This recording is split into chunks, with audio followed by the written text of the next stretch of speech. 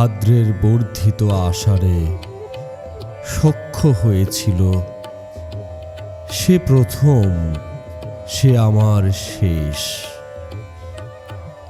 পথে ও প্রান্তরে, ঘরে, দিনে, রাতে, মাসে ও বছরে, সমস্ত সাম্রাজ্য জুড়ে সে আশার অতটা ভেজাবে আমি ভাবিনি কসম। আমার সকল শ্রমে, মেধা ও মননে, নিদারুণ নম্র খননে কি নিপুণ ক্ষত দেখো বানিয়েছে চতুর আশার।